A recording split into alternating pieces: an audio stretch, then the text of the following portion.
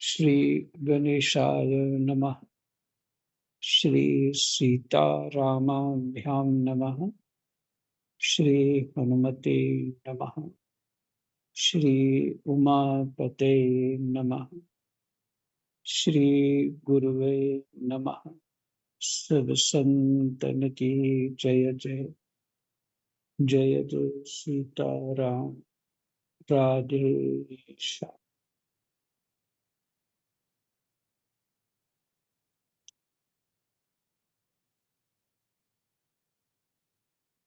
श्रीमद्भागवत महापुराण महात्म्य चौथा अध्याय चल रहा है। गोकर्ण उपाख्यान का प्रारंभ हो चुका, जिसमें सनकादि महर्षि नारद जी को ये उपाख्यान सुना रहे।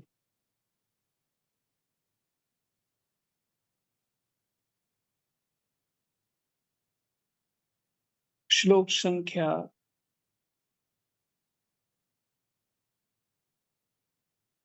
76 तक तो पाठ हो चुका है।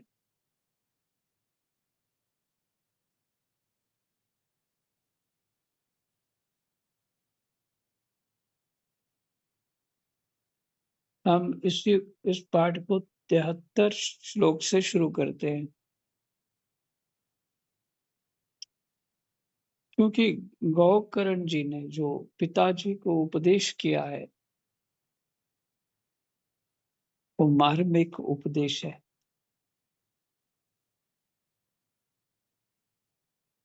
कृष्ण वासुदेव हरे परमात्मने प्रणतः क्लेशनाशाय गोविन्दाय नमो।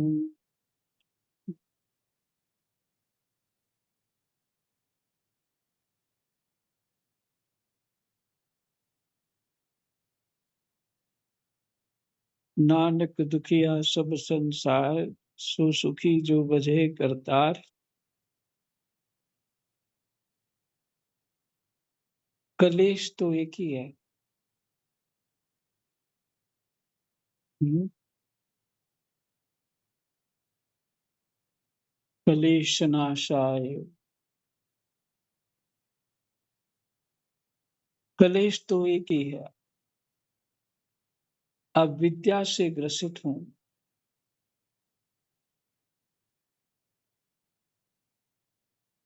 अज्ञान को ही अपना स्वरूप मान बैठा हूं।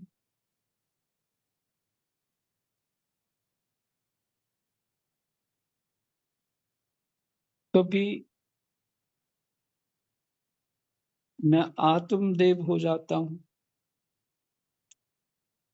कभी धुंधकारी हो जाता हूं, और कभी गौकर्ण हो जाता हूं।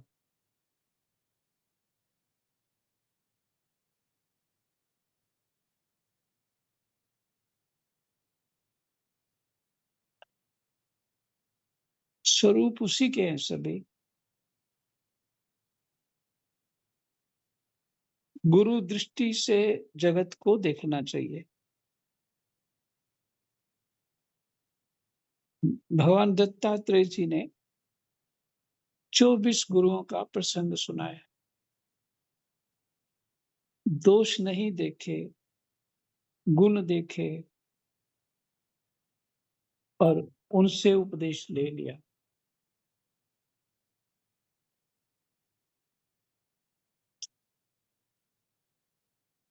तो हमारा हृदय में जो गुरु है वो जागृत हो जाए, विवेक हमारा प्रकट हो जाए, तो अविद्या का नाश हो जाएगा।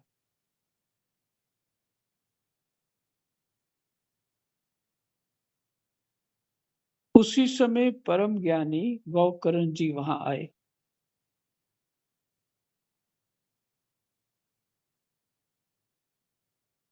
और उन्होंने पिता को वैराग्य का उपदेश करते हुए बहुत समझाया।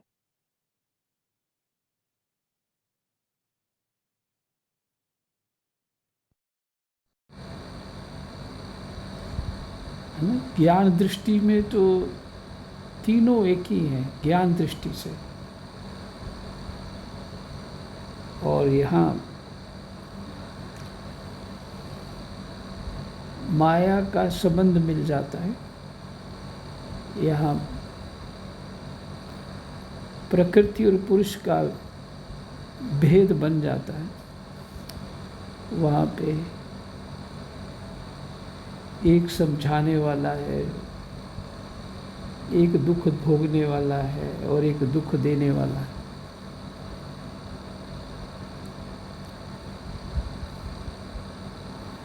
तीनों जगह एक ही व्यक्ति खड़ा है, वो ही सबका आत्मा।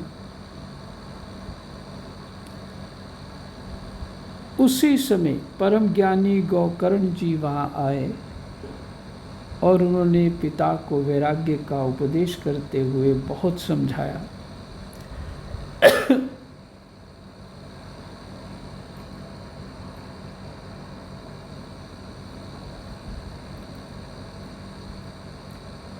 वे बोले, पिताजी, ये संसार असार है।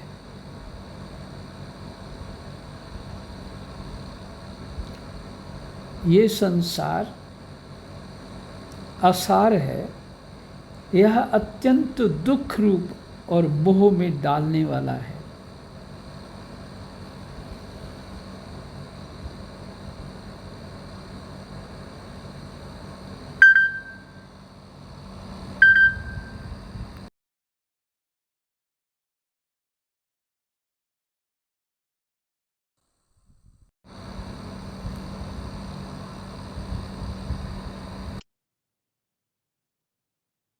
अपने विवेक को प्रकट करो, अपने श्रद्धा विश्वास को दृढ़ करो,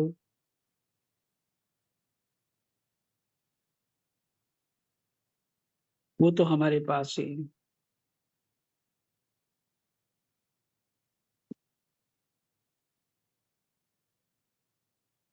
और होता भी शास्त्रों के अध्ययन से ही, और कोई उपाय जगत में है नहीं। विधियां तो हैं बहुत सारी,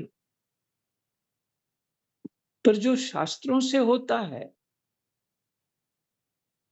वो पूर्ण रूप से अविद्या का नाश होता है, पूर्ण रूप से।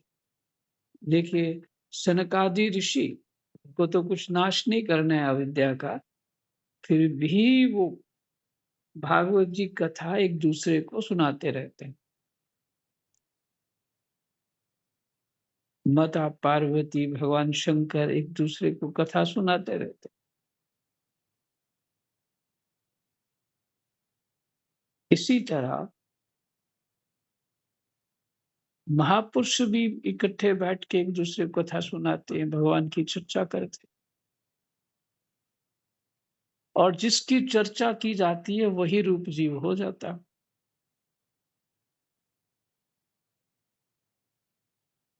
कितना सरल उपाय है,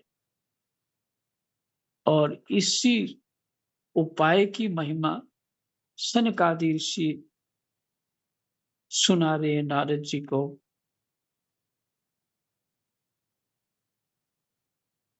जो आत्मदेव के साथ घटा और जो धुंधकारी के साथ घटा, जो धुंधली के साथ घटा, उस महात्मा गौकर्ण के प्रभाव से सबका कल्याण हुआ।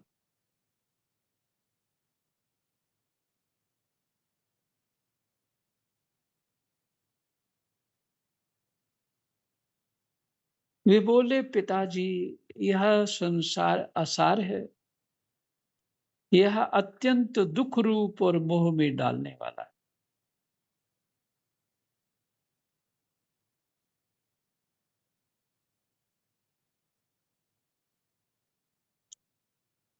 पुत्र किसका? धन किसका? स्नेहवान पुरुष रात दिन दीपक के समान जलता रहता। प्रेमवान नहीं लिखा हुआ है, श्रद्धावान नहीं लिखा हुआ, स्नेहवान। मैंने जो राग युक्त लोग होते हैं,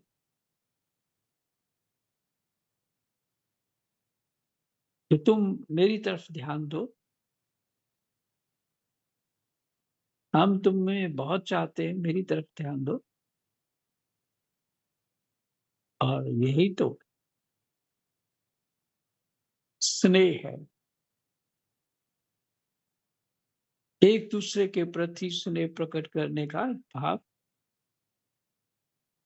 अविद्या में रहता है। स्नेहवान पुरुष रात दिन दीपक के समान जलता रहता है और फिर खत्म हो जाता है। सुख ना तो इंद्र को है और ना चक्रवर्ती राजा को ही, सुख है तो केवल विरक्त एकांत जीवी मुनि को।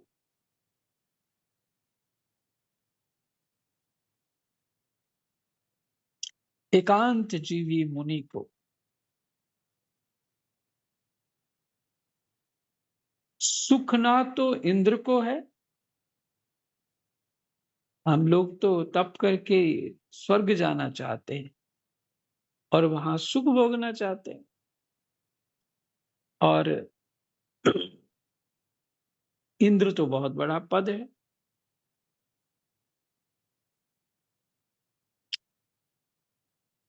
इतना ऊंचा पद है इंद्र का कि सभी देवता उनके अधीन हैं और उसको भगवान का ही स्वरूप माना जाता है। कहते हैं उसको भी सुख नहीं है। ये कौन मानेगा?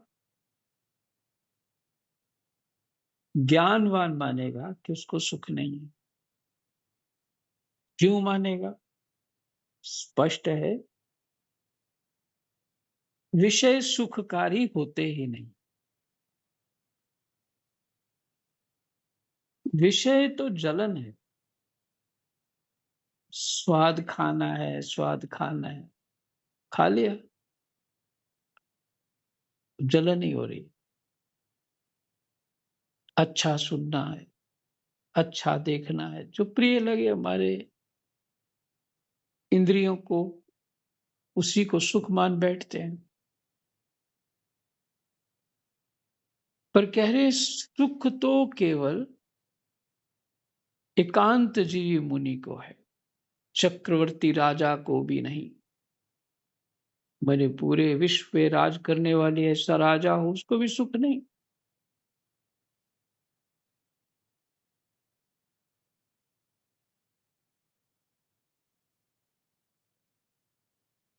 और जिन लोगों की इसी संसार में थोड़ी रोज आमदनी आ रही है, वो क्या कुछ बहुत सुखी मानते हैं अपने आप।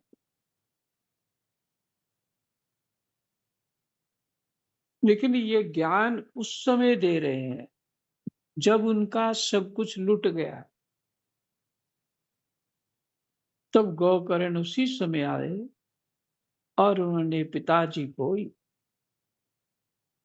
ये यथार्थ है वो सुनाया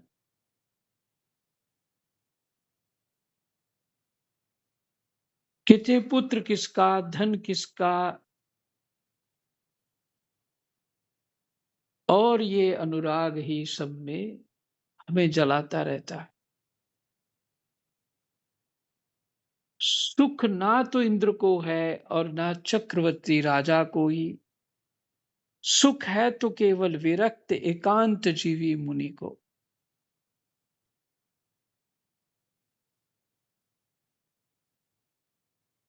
ज्ञान भी है, वैराग्य भी है, भक्ति भी है, एकांत जीवी मुनि को। यह मेरा पुत्र है, इस अज्ञान को छोड़ दीजिए। मोह से नरक की प्राप्ति होती है, यह शरीर तो नष्ट होगा ही, इसलिए सब कुछ छोड़कर वन में चले जाइए।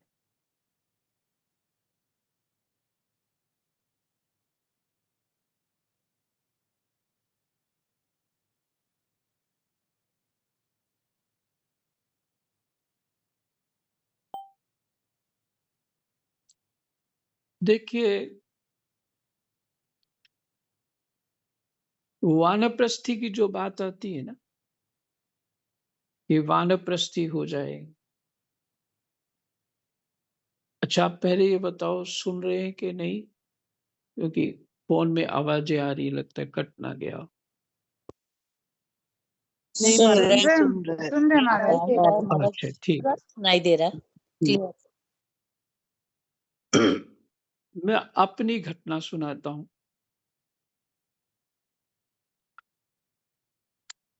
वृंदावन में जब मैं आया, तो जो पीछे जीवन बीता था 23 साल तक, उसकी स्मृतियां तो गहरी बैठी हुई थी। इधर रहने लगा, धीरे धीरे धीरे यहाँ के प्रभाव में जो भी मन बुद्धि चलने लगा। सहज में है कि फिर जो दूसरा है वो भूलेगा। जैसे किसी लड़की की शादी हो जाती है और ससुराल में वो रच-पच जाती है, पर उसको अपने मायके का भी ध्यान रहता है, पर फिर भी उतना नहीं जितना ससुराल का ध्यान होता है। क्योंकि दिन रात वहाँ की चिंता होती है उसको, ससुराल के कर्तव्य कर्मों की। इसी तरह कोई जगह आप छोड़ देते हैं तो विस्मृत धीरे-धीरे होने लग जाती है। और यदि छोड़ करके आप साधकों के समाज में चले जाते हैं, तो निश्चित है प्रभाव पड़ना है। वही रंग आ जाना है, जहाँ पे रहते हो। तो वानप्रस्थ की महिमा है। और पहले तो यही प्रस्थियों के लिए महात्मा लोग जंगलों में रहते थे। वहां सब व्यवस्था थी उनकी।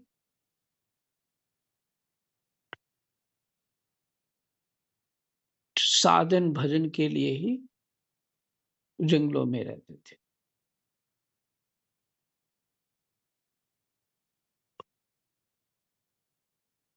और वहां जाएंगे तो पता लगेगा ना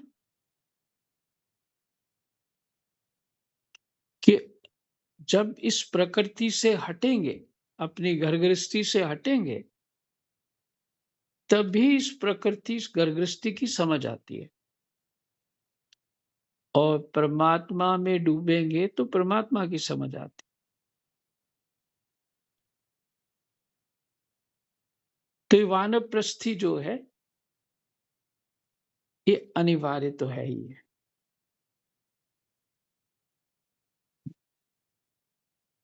नहीं तो उसी जगह में जहां मोह हमारा बना रहता है, उसी में हम विचार करते रहते, वो दृढ़ रहता अंदर।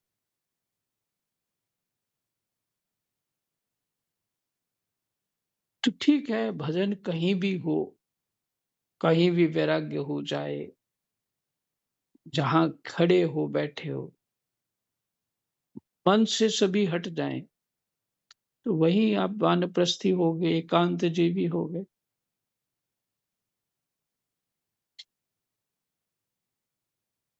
यह मेरा पुत्र है, इस अज्ञान को छोड़ दीजिए। मोह से नरक की प्राप्ति होती है।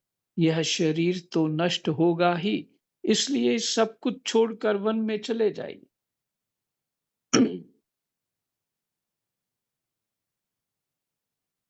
शरीर तो नष्ट होगा ही।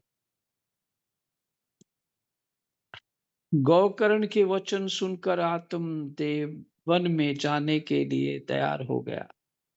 और उनसे कहने लगा, बेटा, वन में रहकर मुझे क्या करना चाहिए?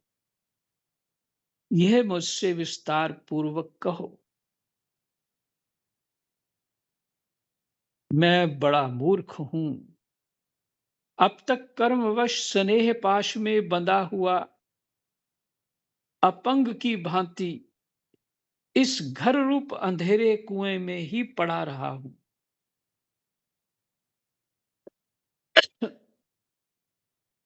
तुम बड़े दयालु हो, इससे मेरा उद्धार करो।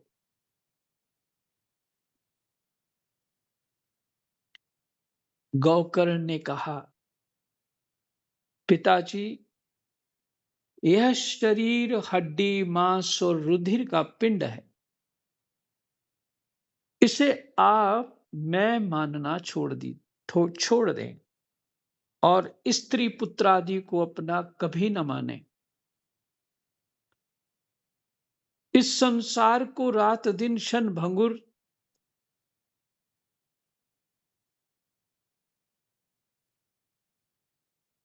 देखें, इसकी किसी भी वस्तु को स्थायी समझकर उसमें राग ना करें।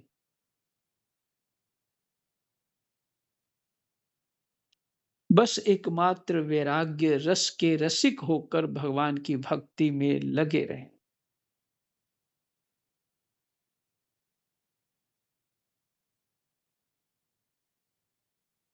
ये स्पष्ट हो गया करना क्या है। भगवत भक्त जन ही सबसे बड़ा धर्म है। राम राम। भगवत भजन ही सबसे बड़ा धर्म है।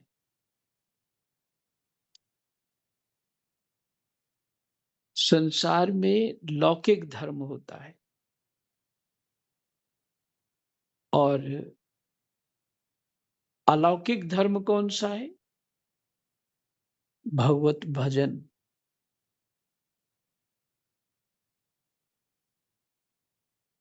वो कैसे भी किया जाए। हम्म? अलौकिक धर्म को छोड़ करके कैसे भी किया जाए, कुछ भी करके भजन किया जाए, उस सब धर्म हो जाता है। उसको कोई दोष नहीं लगता, बल्कि उसको पुण्य ही प्राप्त होता है। लौकिक धर्म छोड़ना अनिवार्य है भगवत भजन भजन के लिए। परम धर्म क्या है? भगवत भजन। निरंतर उसी का आश्रय लिए रहें। अन्य सब प्रकार के लौकिक धर्मों से मुख मोड़ लें। ये भी स्पष्ट हो गया।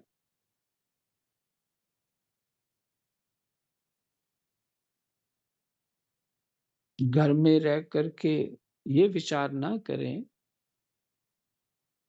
कि हम घर में रहते हैं, भगवान भगवान की बुद्धि से सबको देखते हैं, पर अपने घर वालों को ही देखते हैं, बाहर वालों को नहीं देखते। ये पक्का है, हो ही नहीं सकता। तुम्हारा कर्तव्य कहाँ 50 साल तक था? इनको पढ़ना पढ़ाना लिखाना, उसके बाद उनका काम था। उसके बाद परिवार में मन बुद्धि से घुसे हुए हो तो फिर वो स्नेह है, मोह है, राग है, और कुछ नहीं।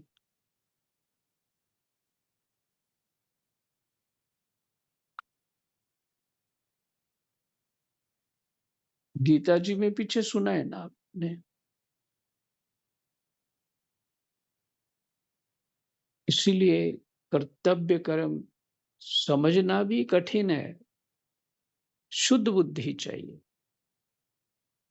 निर्मल बुद्धि चाहिए।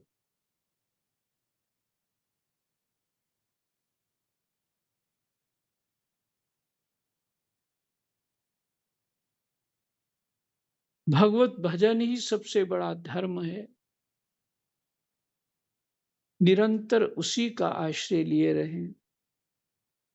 अन्य सब प्रकार के लौकिक धर्मों से मुख मोड़ लें। सदा साधु जनों की सेवा करें। भोगों की लालसा को पास ना फटकने दें तथा जल्दी से जल्दी दूसरों के गुण दोषों का विचार करना छोड़कर एकमात्र भगवत सेवा और भगवान की कथाओं के रस का ही पान करें।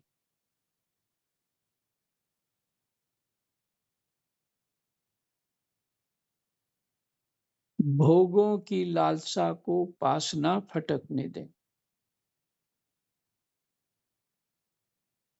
तथा जल्दी से जल्दी दूसरों के गुण दोषों का विचार करना छोड़कर एकमात्र भगवत सेवा और भगवान की कथाओं के रस का ही पान करें।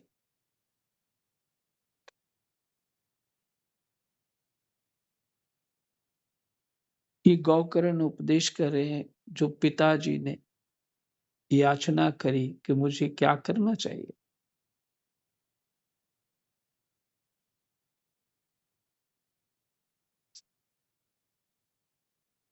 ये रोज पढ़ने वाले श्लोक हैं, ये जो 8-10 श्लोक हैं, इस तरह के श्लोक हैं।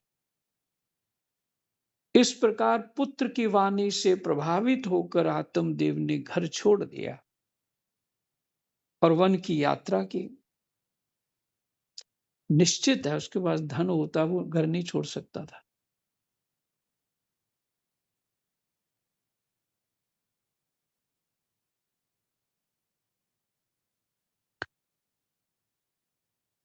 ये तो भगवान ही कुछ लीला करते हैं। यद्यपि उसकी आयु उस समय 60 वर्ष की हो चुकी थी, फिर भी बुद्धि में पूरी दृढ़ता थी। वहां रात दिन भगवान की सेवा पूजा करने से और नियम पूर्वक भागवत के दशम स्कंद का पाठ करने से उसने भगवान श्री कृष्ण चंद्र को प्राप्त कर लिया।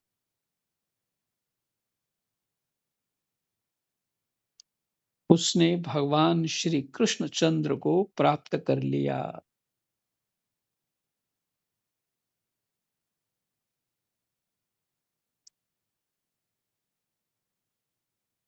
ऐसे गौकर्ण महात्मा पुत्र प्राप्त हुए।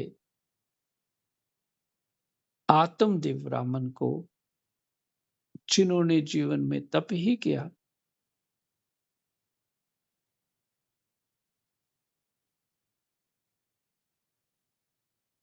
पर कृपण था, कंजूस भी था, पर तप किया और उसको लाभ तो मिला। गौकर्ण से उपदेश प्राप्त हो गया। जानते तो ये थे ही वो सब कुछ, उनके पिता।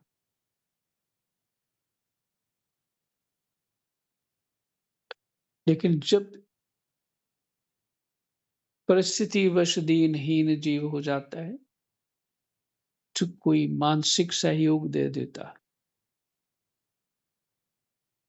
और गोकर्ण की वाणी तो अद्भुत, मानी की वाणी का प्रभाव, वो तो गाय के ही गर्भ से उत्पन्न हुए थे, तो दिव्य महापुरुष तो थे ही।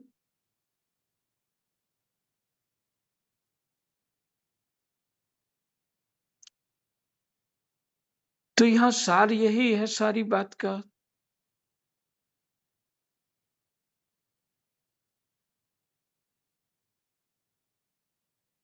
भगवान का गुणानुवाद सुनना चाहिए। देह गेह में राग नहीं होना चाहिए, यदि हुआ तो फिर वही नरक तैयार है, फिर वही परिस्थितियां तैयार है। और ये रजोगुनी बुद्धि को तो समझ ही नहीं आएगा। तामसिक की तो बात ही नहीं करनी चाहिए। पर रजोगुनी बुद्धि में भी समझ नहीं आएगा क्योंकि वो राग में फँसा होता है, तो वो एक क्या कहते हैं अटैचमेंट बनी रहती है, वो राग में फँसा होता है। इसलिए भक्ति सफल होती है ज्ञान और वैराग्य से, प्रसन्न हो जाती है।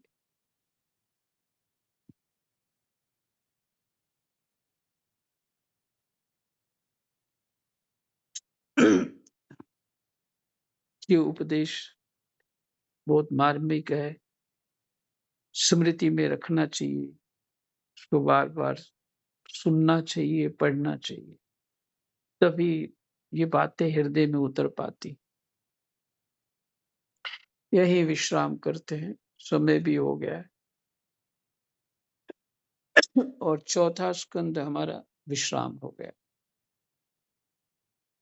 कृष्णाय वासुदेवाय हरे परमात्मने प्रणतः क्लेशनाशाय गोविन्दाय नमो नमः। जय जय।